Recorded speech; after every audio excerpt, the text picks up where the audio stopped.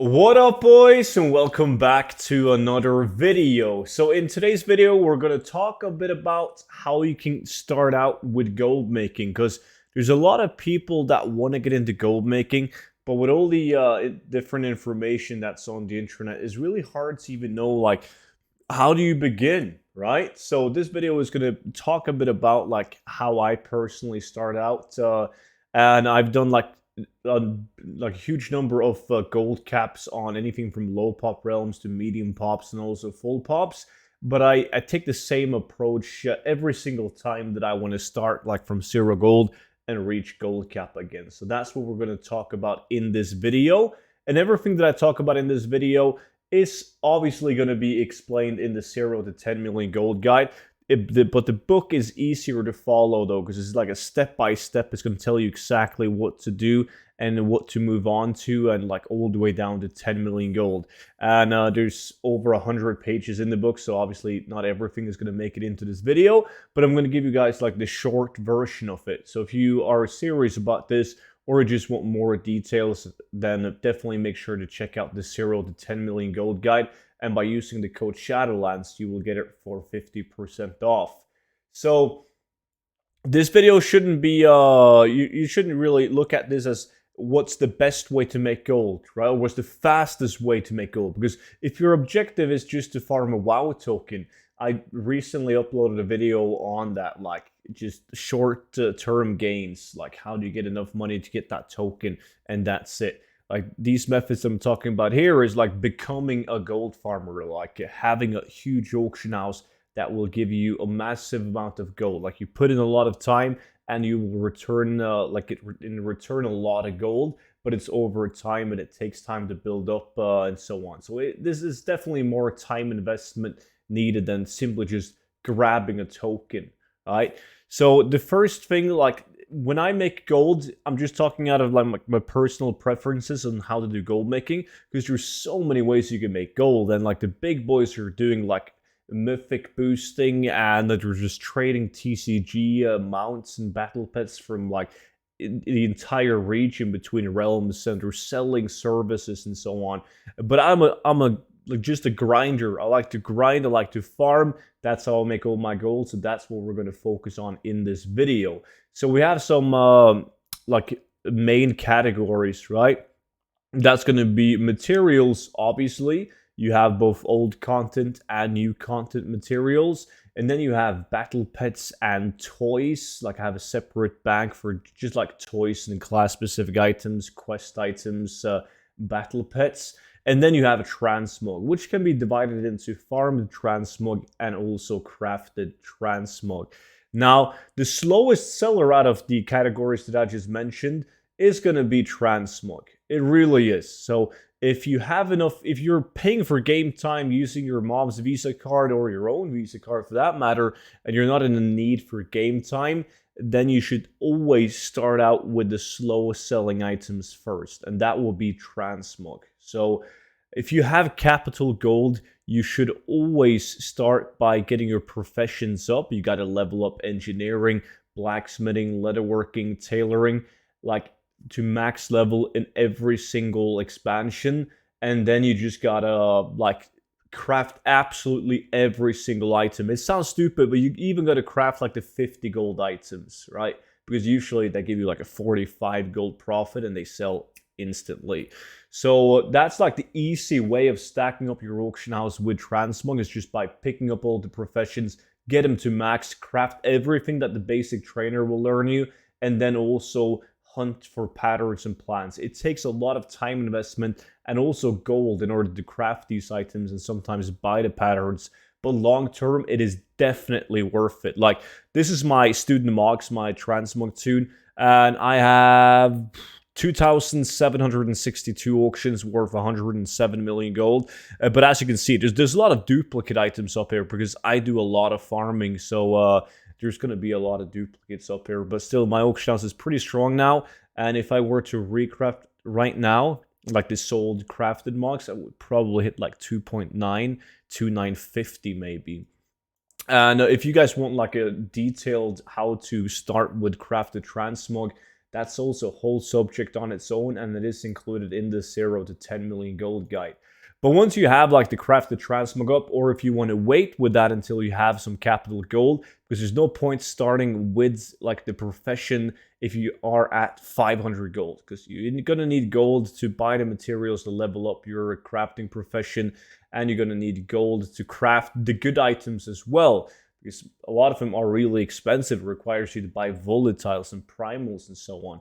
But long term, as you can see on my bank tune, it is definitely worth it. So if you have gold, start with the crafted professions. If you don't have that much gold and you're brand new to the game, then you should start by doing farmed transmog. Now, farmed transmog, the main focus should be on like classic dungeons. Classic dungeons have the simplest and the fastest selling transmog in most cases, right?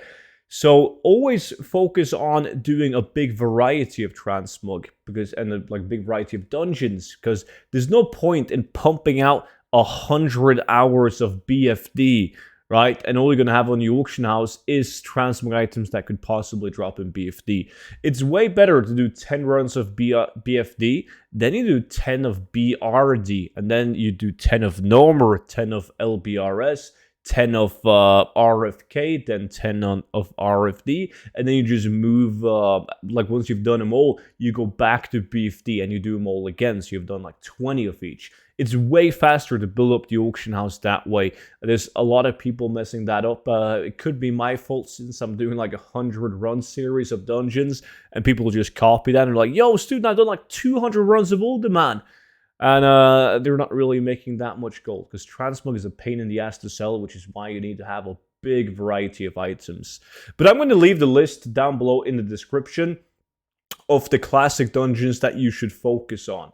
Because if you just stick to farm the transmog in classic, and you craft transmog from every expansion, including like classic, then you're going to be good. Like some people are, including myself, are doing like WOD farms, like Iron Dogs to get transmog, and maybe we'll do some TBC dungeons to hunt for specific items.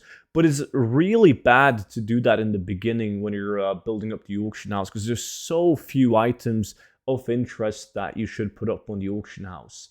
Once you have the transmog set in place, you should move over to dealing with materials. But it's the same thing with materials. You want to focus on the slow sellers to begin with, right? There's an exception though. If you for some reason can find people, or you have a couple of friends that want to join with you, you should always be up for the following 5 months, and that is primals. Every single primal there is, and every single volatile group there is. If you see those up in the group finder on a Discord, you can always check my Discord, it has like 10,000 members on it. If you see somebody that want to do those farms, always jump in. It's fast selling materials. The gold per hour is absolutely insane. But for the sake of the concept of the video, and you're doing this by yourself, you should always focus on the slowest selling materials, because when you're done with an hour, you're going to have like 75,000 golds, right? Potentially, when it sells. But the thing is, it sells really slowly, but eventually it will sell.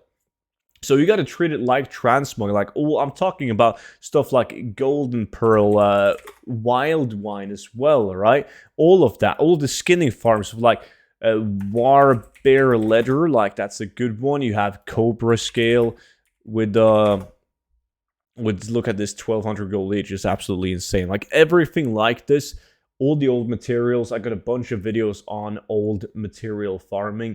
Get every single one up on the auction house, treat it like it's slow selling materials, and you're gonna be all good.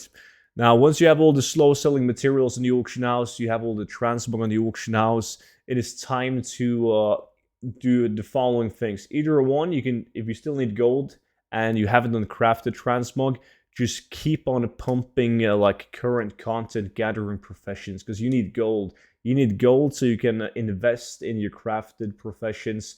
So like Shadowlands, skinning, herbalism, mining, just get some gold, and then you're going to get the snowball rolling as soon as you get more and more crafts up on the auction house with your profession leveling. So that's what you should focus on. And I do farm battle pets and toys and everything like that myself. Most of the farms, however, are best to be done in a 5-man. Like, I got separate banks for everything. But Student Bank is the tune where I have all the toys and so on, the battle pets. But the gold per hour doing it solo is going to be bad. There's a couple of exceptions, like you can camp certain battle pets like the ruby droplet and so on, and it's going to give you a decent gold per hour eventually. But this tune right here, it doesn't have that much gold in the auction now. It's like 3.3 million right now. But I have like Azure Whelplings, Bronze Whelplings, obviously the kind of many faces from the Hallows End event.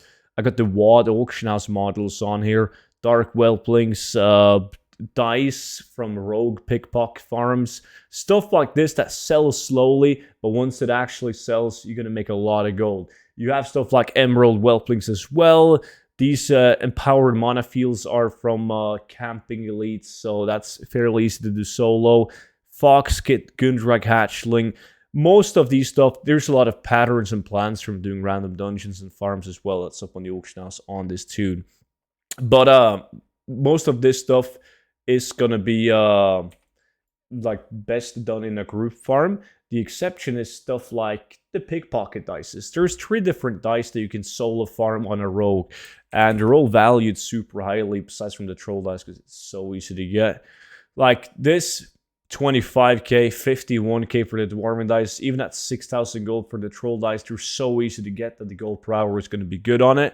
And then you have stuff like the sealed Tomb of the Lost Legion that you can farm on the warlocks, right? You have the polymorph books that you can solo farm on your mage. They're slow selling, but they're always nice to have up on the auction house. As I've said 1,000 times, treat it like Transmog.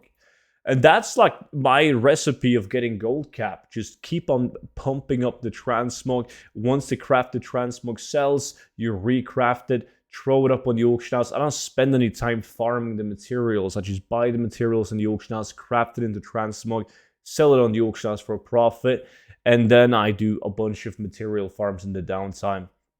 And most of the material farms that I do, honestly, I do it solo. There's so many good like mining farms like Fell Iron, Purite. You have the Fell Slate / Laystone combination is really damn good, right? And then the skinning farms. There's a bunch of stuff that I do solo, and going from 0 to 10 million gold solo is no biggie whatsoever. But it does require a lot of dedication, a lot of time invested. And you should always skip the farms that you don't enjoy, because most people that try to farm gold and find it hard, they find it hard because they're not enjoying what they're doing. So if you had a farmer like, God, I hate my life right now, but a student told me to do this, you shouldn't do it, right? Just keep on focusing on the farms that you find fun to do, and you're gonna get 10 million gold easily with some time invested.